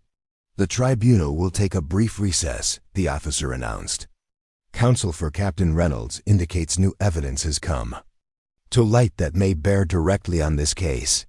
When the session resumed 30 minutes later, the atmosphere in the hearing room had shifted dramatically. The military officers comprising the tribunal had reviewed the newspaper evidence and were now regarding Morrison and the 2 civilian witnesses with undisguised skepticism. Mrs. Ellsworth, the presiding officer, began. Could you please explain how you were simultaneously a survivor of the Meadow Creek incident in Tennessee and a representative of the Southern Aid Society in Philadelphia? The woman's composure faltered visibly. There must be some mistake. That was another Eleanor Ellsworth. A remarkable coincidence, the officer commented dryly. Particularly since the Philadelphia Inquirer described this Eleanor Ellsworth as having recently arrived from Richmond and being distinguished by a notable scar along her left jawline, a feature I observe you possess. Caldwell began to rise, apparently intending to leave, but was immediately blocked by a uniformed guard. Morrison's face had drained of color as he watched his carefully constructed case collapse. The tribunal's questioning grew increasingly pointed, and within an hour, all 3 witnesses had been thoroughly discredited. Morrison finally broke under pressure, admitting he had recruited Ellsworth and Caldwell specifically for their experience in posing as war victims. Reynolds ruined my military career, he spat, abandoning all pretense of reluctant testimony. He deserved to face the same disgrace. Did Captain Reynolds in fact receive intelligence about civilians at Meadow Creek prior to the attack? The presiding officer asked bluntly. Morrison's shoulders slumped in defeat. No, The scout's report I presented was falsified. We had no knowledge of civilians until the attack was underway. Hannah watched Thomas's face as Morrison made this admission. Relief was there, certainly, but also a deep sadness that spoke to the burden he had carried for 11 years, the knowledge that even without negligence or malice, his command had resulted in innocent deaths. The tribunal adjourned to deliberate, leaving Thomas, Hannah, and Rebecca waiting anxiously in an antechamber. Thomas paced the small room, the tension in his shoulders belying the calm he tried to project. Even with Morrison's confession, they might still find fault with my command decisions, he said quietly. I should have verified the intelligence more thoroughly, posted scouts of my own before committing to the attack. Hannah wrote, "You made the best decisions you could with the information available. No commander can do more than that." Hannah's right, Rebecca added firmly. War requires impossible choices made with insufficient information. You've punished yourself far more severely than any tribunal could. Before Thomas could respond, the clerk appeared to summon them back to the hearing room. The presiding officer wasted no time in delivering the tribunal's findings. After reviewing all evidence presented, this tribunal finds the allegations against Captain Thomas Reynolds to be without merit. The original military inquiry's conclusion stands. The civilian casualties at Meadow Creek were the result of flawed intelligence, not negligence or deliberate action on the part of Captain Reynolds or his company. Thomas closed his eyes briefly, the tension draining from his body like water from a broken vessel. Hannah reached for his hand, gripping it tightly as the officer continued. Furthermore, this tribunal recommends that James Morrison be charged with perjury and conspiracy to defraud the government. Eleanor Ellsworth and James Caldwell will be remanded to civilian authorities to face charges related to their fraudulent activities. Outside the government building, spring sunshine bathed the street in golden light that seemed to mirror the lifting of the shadow that had hung over Thomas for more than a decade. Lily, who had been waiting with the hotel nanny in a nearby park, ran to her father with uncontained joy. "Did you win, Pa?" she asked as he swept her into his arms. "Yes, sweetheart," Thomas answered, his voice thick with emotion. "Thanks to your new mother's clever thinking." Lily beamed at Hannah. "I told Aunt Rebecca that Miss Hannah was the smartest person I ever met. Even smarter than my teacher." That evening, they celebrated with a dinner at the hotel's elegant restaurant, Lily allowed to stay up well past her normal bedtime for the special occasion. Rebecca raised a toast to family, both the ones we're born to and the ones we create through choice and circumstance. Later, as Hannah and Thomas prepared for bed, a new ease existed between them, the comfort of people who had faced a crisis together and emerged stronger for the experience. "I've been thinking," Thomas said as Hannah brushed her hair at the dressing table. "When we return to the ranch, I'd like to build an addition to the house. A proper library where you could continue your teaching, not just for Lily, but perhaps for other children in the area who need more education than the local school provides." Hannah turned to him, surprised and touched by the suggestion. She wrote, "You would do that?" "It seems a fitting use of your talents," Thomas replied. "And it would give you something that's truly yours on the ranch. I want you to feel that your life with us is more than just an arrangement, that it's a true partnership where your needs and wishes matter." Hannah's eyes filled with unexpected tears at his thoughtfulness. She wrote, "I would like that very much." Thomas approached her slowly, giving her time to retreat if she wished. When she remained seated, he gently touched her face, his calloused thumb brushing away a tear that had escaped down her cheek. "There's something else I need to say," he said softly. "Something I should have told you before you agreed to marry. May," he took a deep breath, "I'm falling in love with you, Hannah. Not because of your kindness to Lily or your help with the tribunal, though I'm grateful for both, but because of who you are, your strength, your intelligence, your compassion. I don't expect you to return these feelings, but I wanted you to know that for me, This is no longer merely a practical arrangement. Hannah stared at him, her heart racing with emotions she had thought long buried under the ashes of her past. She reached for her slate with trembling hands and wrote, "I feel the same. I didn't expect to, but I do." Thomas's face transformed, with joy at her words. He knelt beside her chair, taking both her hands in his. "Then perhaps when we return home, we could begin again, not as partners in a business arrangement, but as a man and woman building a life together because we choose to, because we care for each other." Hannah nodded, tears flowing freely now. She released his hands to write, "I would like that very much, Thomas Reynolds." He smiled and leaned forward to kiss her, not the chaste kiss of their wedding ceremony or the brief farewell at the train station, but a real kiss filled with promise and possibility. When they parted, Thomas rested his forehead against hers in a gesture of intimate connection. "Whatever shadows still haunt you, Hannah," he whispered, "know that you don't have to face them alone anymore. When you're ready to share your burdens, I'll be here to help carry them." Hannah closed her eyes, absorbing the safety of his presence and the truth of his words. Perhaps it was time to finally confront the ghosts that had kept her silent for 11 years. Perhaps here with this man who understood both loss and redemption, she might finally find her voice again. As they prepared to leave Denver the following morning, Hannah felt a sense of anticipation rather than dread about returning to the ranch. What had begun as a refuge, a place to hide from her past, now beckoned as a true home where she might build a future beyond the constraints of her silence. The journey back to Montana carried a different energy than their urgent trip to Denver. Where before there had been anxiety and uncertainty, now there was a sense of possibility that colored even the most mundane moments of travel.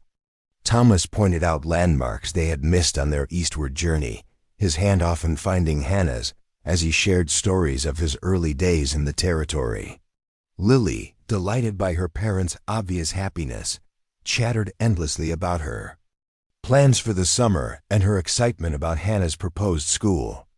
"Will I get to help teach the little children?" she asked as their train wound through a particularly spectacular mountain pass. "I could show them their letters, just like you showed me." Hannah smiled and wrote on her slate, "You would make an excellent teaching assistant." "What's that?" Lily demanded. "It means someone who helps the teacher," Thomas explained. "Someone the younger children can look up to." Lily straightened with pride at this description. "I could do that. And I could help them if they get scared about leaving their mamas. I remember how that feels." Hannah and Thomas exchanged a glance over the child's head, both touched by her natural empathy. In moments like these, Hannah could almost believe that the wounds of the past, both Thomas's and her own, might truly heal, transformed into wisdom and compassion rather than festering into bitterness. Rebecca had remained in Denver to conclude some business affairs, promising to visit the ranch later in the summer. Her parting words to Hannah had been both encouragement and gentle challenge. "Thomas has faced his ghosts and found peace. Perhaps it's time for you to consider doing the same." As the train carried them closer to home, Hannah found herself contemplating these words with increasing frequency. The silence that had been her protection for 11 years now felt increasingly like a prison, one of her own making, with walls reinforced by habit and fear. What would it mean to dismantle those walls? What would it cost her? And more importantly, what might she gain? They arrived at the Oakridge station on a perfect June morning, the air scented with pine and wildflowers. Jake was waiting with the wagon, his young face breaking into a relieved smile at the sight of the family returning intact. "Ranch is all in order, Mr. Reynolds," he reported as he loaded their bags. "Calving finished without trouble. 27 new additions to the herd, all healthy." "Good work, Jake," Thomas said, clapping the young man on the shoulder. "Any problems with those rustlers returning?" "No, sir. Sheriff Johnson caught 2 more of them trying to cross into Idaho territory. Says they'll be standing trial next month. The news completed Thomas's sense of closure regarding the events that had pulled them to Denver. With the tribunal's findings and the rustler's capture, the shadows that had haunted him for years seemed finally to be receding, allowing him to focus fully on the future. The ranch welcomed them back with familiar comforts, the solid warmth of the house Thomas had built, the vista of mountains framing green pastures where cattle grazed, the rhythms of a life guided by sun and seasons rather than city clocks. Hannah moved through the rooms with new awareness, seeing them not simply as her assigned place of duty, but as the home she was choosing to build with Thomas and Lily. That evening, after Lily had been tucked into bed with stories of their Denver adventure, Thomas and Hannah sat on the porch watching nightfall transform the valley. Fireflies rose from the meadow grasses like earthbound stars, their gentle illumination matching the first appearance of true stars in the darkening sky. "I meant what I said in Denver," Thomas said quietly, "about building you a proper library for teaching.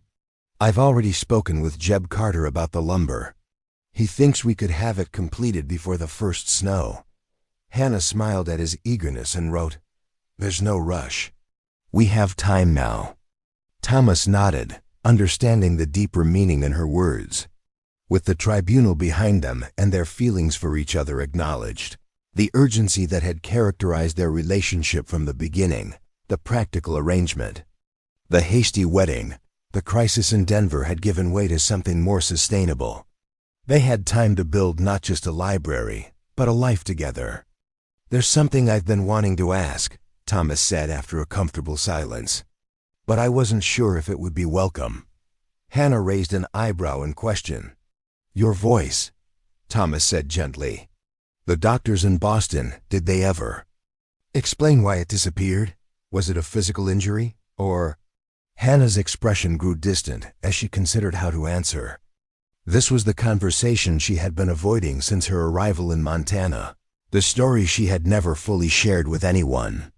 But if she truly wanted to move forward with Thomas, perhaps it was time to unburden herself of the past that had held her captive for so long. She wrote slowly, deliberately. "The doctors called it traumatic mutism. My vocal cords are undamaged. The silence is—" She hesitated, then continued, "a prison my mind created to protect me from memories too painful to voice." Thomas nodded, his expression compassionate rather than pitying. Like soldiers who return from battle, unable to speak of what they've seen. Hannah had never considered this comparison, but recognized its truth immediately. She wrote, "Yes, exactly like that." "And the trauma that caused it, was it the fire that took your family?" Thomas asked carefully. Hannah closed her eyes briefly, then nodded. The images came as they always did when she allowed herself to remember. Flames consuming the Boston townhouse where she'd grown up, the desperate screams of her parents and brother trapped inside, her own voice crying out until it simply stopped. "I won't press you for details," Thomas assured her. "But if you ever want to share that burden, I'm here to help carry it." Sometimes speaking the truth of our pain, even in writing, can begin to loosen its hold on us. Hannah considered his words, then wrote with trembling hands, "Perhaps someday soon. But not tonight." Thomas respected her boundary without question, simply covering her hand with his own in silent support. They sat together as full darkness descended, the connection between them deepening in the quiet acceptance of each other's scars and strengths. The following weeks established a new rhythm to their life together. Thomas began work on the library addition, his enthusiasm for the project evident in the care with which he drew up plans and selected materials. Hannah took over Lily's education completely, supplementing the basic curriculum of the town school with literature, mathematics, and natural sciences. In the evenings, they would often sit together as a family, Thomas reading aloud from books Hannah selected while she worked on mending or wrote in her journal. It was during one such evening in early July that the first breakthrough occurred. Thomas was reading from The Adventures of Tom Sawyer, a new novel that had captured Lily's imagination, when he came to a passage where Tom and Becky were lost in the cave. Becky gave up at last and laid her shining head on Tom's shoulder and wept. Thomas read, his deep voice adding gravity to the children's predicament. Tom tried to think of some way of comforting her, but all his encouragement wore a tinge of despair in it. Hannah, who had been half listening while darning a sock, suddenly felt a pressure building in her chest, a physical sensation she hadn't experienced in years. Without conscious decision, a small sound escaped her lips, not quite a word, but definitely a vocalization. Both Thomas and Lily froze, staring at her with wide eyes. "Hannah?" Thomas said softly, setting the book aside. "Did you?" Hannah pressed a hand to her throat, as surprised as they were by the sound she'd made.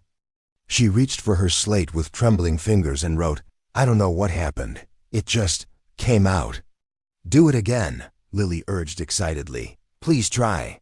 Hannah closed her eyes, focusing on the sensation she'd felt just before the sound emerged.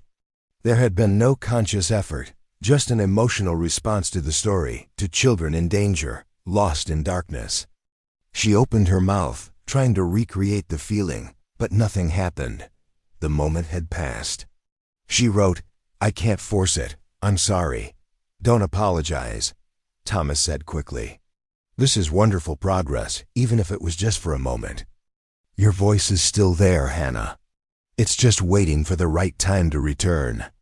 Lily nodded eagerly, like when animals hibernate. They wake up when they're ready, not when someone tells them to. Hannah smiled at the child's comparison, her heart lighter than it had been in years despite the failed attempt to reproduce. The sound.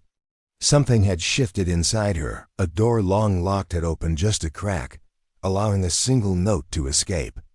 Perhaps with time and patience more might follow. That night, lying beside Thomas in the darkness of their bedroom, Hannah felt both exhilarated and terrified by what had happened.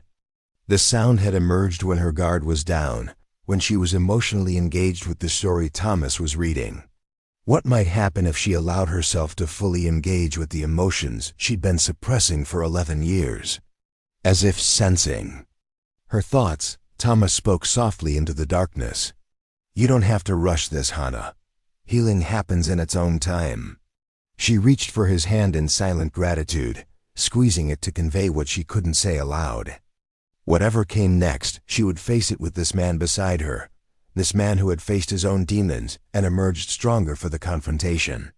The second breakthrough came unexpectedly, during a severe summer thunderstorm that swept through the valley a week later. The rain had begun in the afternoon, a gentle shower that quickly intensified into driving torrents, accompanied by spectacular lightning and thunder that shook the windows of the ranch house. Lily, who had always been frightened of storms, huddled against Hannah on the sofa as Thomas worked to secure the doors and windows against the wind. A particularly violent thunderclap crashed directly overhead, and Lily buried her face against Hannah's side with a small cry of fear. Without thinking, Hannah stroked the child's hair and made a soft, soothing sound, the instinctive comfort of a mother to a frightened child. Thomas, returning from checking the kitchen door, stopped in his tracks at the sound. Hannah's eyes met his over Lily's head, both of them recognizing the significance of this second vocalization. This time, Hannah didn't try to reproduce the sound immediately. Instead, she continued comforting Lily, focusing on the child's needs rather than her own breakthrough. Later, when the storm had passed and Lily was calmer, Thomas approached Hannah. As she stood by the window watching the last raindrops slide down the glass. "It seems to happen when you're not thinking about it," he observed quietly. "When your emotions are engaged with something outside yourself." Hannah nodded, recognizing the truth in his observation. She wrote, "The doctors in Boston said something similar years ago, that the path back to speech often comes through emotional connection rather than conscious effort. Like the way music can reach people when words can't," Thomas suggested. "Rebecca mentioned that you played piano before coming west. Would that help, do you think? We could have one brought from Helena." Hannah considered the suggestion. remembering how music had once been central to her life. She had played almost daily in Boston, finding in melody what she couldn't express in words after the fire. She wrote, "Perhaps.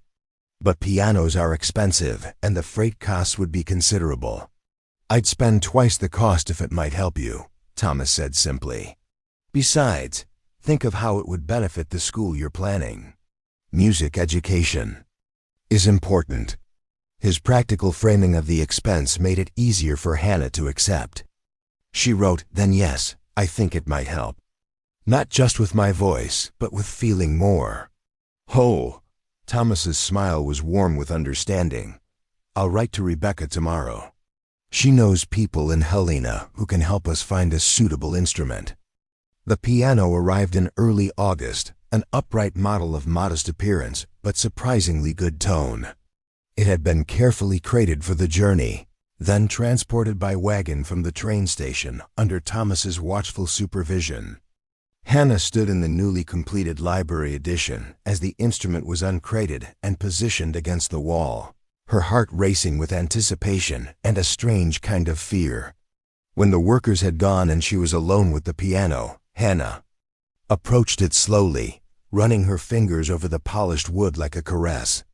She sat on the bench, adjusted its height, and then simply rested her hands on the closed keyboard cover, momentarily overwhelmed by memories of the last time she had played, the night before the fire, with her brother Daniel turning pages for her as she practiced Chopin. The door opened softly, and Thomas entered carrying a small wooden box. "This came with the piano," he explained. The seller included it when Rebecca mentioned it was for someone who hadn't played in many years. Hannah opened the box to find several volumes of sheet music, ranging from simple exercises to more complex pieces. A note on top read, "For returning to a beloved pastime. Begin gently, Catherine Miller, Helena Music Academy." Touched by this thoughtfulness from a stranger, Hannah placed the beginner's book on the piano's music stand and finally lifted the keyboard cover. The keys gleamed in the afternoon light streaming through the library windows, white and black, waiting patiently for her touch after so many silent years. She placed her fingers on the keys, surprised to find they remembered their proper position. Despite the long absence, the first chord she played was tentative, barely pressed, but the sound that emerged was true and clear. Something loosened in Hannah's chest at that sound, a tension she hadn't fully recognized until it began to release. For the next hour, she played simple exercises, reacquainting her fingers with patterns they had once known intimately. The mistakes were frequent at first, but gradually diminished as muscle memory awakened. By the time Lily came running in to investigate the music, Hannah was playing a simple folk melody with growing confidence. "It's beautiful," Lily exclaimed, climbing onto the bench beside Hannah. "Can you teach me to play too?" Hannah nodded, making room for the child beside her. She showed Lily how to place her small fingers on the keys, then guided her through the first 5 notes of the scale. Lily's delight at producing recognizable sounds was infectious, and Hannah found herself smiling more genuinely than she had in years.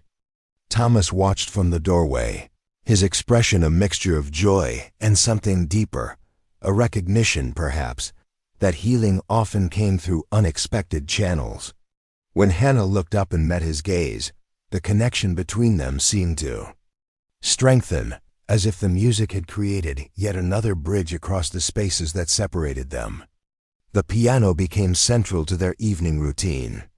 After supper, Hannah would play while Thomas and Lily sat listening, sometimes singing along to familiar tunes. Hannah still didn't join the singing, but her hands spoke through the music with increasing eloquence, expressing emotions she couldn't yet voice. It was during one such evening in late August that the third breakthrough occurred. Hannah was playing a lullaby her mother had often sung to her and Daniel, a simple melody with a gentle rocking rhythm. Lily, curled against Thomas on the sofa, was fighting sleep despite the lateness of the hour, determined to hear just one more song. As Hannah played the familiar tune, Memories of her mother flooded back, not the terrible images of the fire that usually dominated her recollections, but earlier, sweeter moments. Her mother's hands braiding her hair, her soft voice singing this very lullaby, the scent of lavender that always seemed to cling to her clothing. Without conscious intention, Hannah began to hum along with the melody her fingers were creating. The sound was soft at first, barely audible above the piano, but it grew stronger as she continued playing. Thomas sat very still, not wanting to break the spell, but Lily's eyes widened with wonder.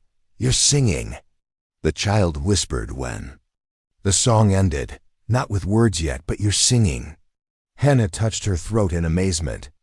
The humming had emerged naturally, without the constriction that usually seized her when she tried to make sounds. She turned to Thomas, who was watching her with undisguised joy. "It's happening, Hannah," he said softly. "Your voice is finding its way back." That night, alone in their bedroom, Hannah tried humming again. The sound came not as easily as it had during the lullaby, but it came. She could produce notes, sustain them, vary their pitch. It wasn't speech, but it was communication of a sort, expression of a kind. Thomas listened to her experiments with patient enthusiasm, never pushing for more than she was ready to give. When she finally grew tired and stopped, he simply kissed her forehead and whispered, "I'm so proud of you." The humming became regular after that evening, a stepping stone between silence and speech. Hannah would hum while cooking or gardening, while brushing Lily's hair or walking with Thomas in the evening coolness. Sometimes the sounds were recognized melodies. Other times they were improvised tunes that seemed to emerge directly from her emotions, wordless expressions of contentment, or wistfulness or joy.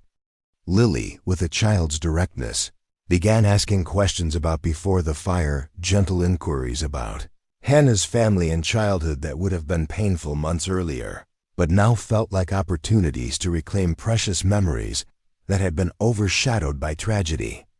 "What was your brother like?" Lily asked one September afternoon as they picked apples in the small orchard behind the house. "Was he nice like Pa?" Hannah set down her basket and wrote, "Daniel was brilliant and kind. He loved books and music, and making people laugh. He would have been a doctor if he had lived." "How old was he when the fire happened?" 20. "He was home from university for the summer." Lily considered this information carefully. "Do you think he would have liked Emmy?" Hannah's eyes filled with unexpected tears at the question. She wrote, "He would have adored you. You have his curiosity and his laugh." Lily beamed at this comparison, then asked the question Hannah had been dreading. "What happened in the fire? Was it like the one that burned down Mr. Peterson's barn last year?" Hannah hesitated, then wrote, "It was at night. Everyone was sleeping, except me. I was reading late. I smelled smoke and ran to wake my parents and Daniel, but—" She stopped, the memory too vivid to continue. Lily waited, then said with surprising insight, "You don't have to tell me the rest if it hurts too much. Pa says some stories are too hard to tell all at once." Hannah nodded gratefully, but something had shifted in her with Lily's permission to leave the story unfinished. For the first time, she had voluntarily shared the beginning of that terrible night, and the world hadn't collapsed around her. Perhaps Thomas was right. Perhaps speaking the truth of pain, even in writing, could begin to loosen its hold. That evening, after Lily was asleep, Hannah found Thomas on the porch watching the first stars appear. She sat beside him and wrote on her slate, "I want to tell you about the fire, all of it." Thomas looked at her with concern. "Are you sure?" "There's no rush, Hannah." She nodded firmly and began to write, filling page after page of her slate with the story she had kept locked inside for 11 years, the late-night reading, the smell of smoke, the desperate attempts to reach her family through hallways already filling with deadly heat. She wrote about climbing out her bedroom window onto the porch roof when the staircase collapsed, about watching in helpless horror as flames consumed the house with her family still inside. She wrote about screaming their names until her voice, simply stopped, about the neighbor who finally pulled her away from the scene, about waking in the hospital to a world of silence, both external and internal. Thomas read each page as she finished it, his face reflecting her pain but never flinching from it. When she finally set down the chalk, exhausted by the emotional exertion of sharing her deepest trauma, he simply opened his arms to her. She moved into his embrace, allowing herself to be held as silent tears streamed down her face, tears of grief. Yes, but also of relief. The story had been told. The burden had been shared. "Thank you for trusting me with this," Thomas whispered. Against her hair, "You've carried it alone for too long." Hannah nodded against his chest, feeling lighter despite her tears. The telling hadn't erased the pain, but it had somehow transformed it from a crushing weight to a sorrow that could be carried with dignity, from a prison to a part of her story that no longer defined her entire existence. As they sat together, under the star-filled Montana sky, Hannah realized that her silence had served its purpose for a time, protecting her when the pain was too raw to voice, but that purpose had been fulfilled. Like a chrysalis that shelters transformation, her silence had given her time to heal, to rebuild, to become someone who could bear witness to her own tragedy without being consumed by it. The final barrier was crumbling, not through force but through the patient cultivation of safety, connection, and love. Her voice, so long dormant, was stirring to life again, first in unconscious sounds, then in humming, and soon, perhaps, in words that might give shape to the person she was becoming. Not just Hannah who had lost everything, but Hannah who had found the courage to begin again. Up next, you've got 2 more standout stories right on your screen. If this one hit the mark, you won't want to pass these up. Just click and check them out. And don't forget to subscribe and turn on the notification bell so you don't miss any upload from us.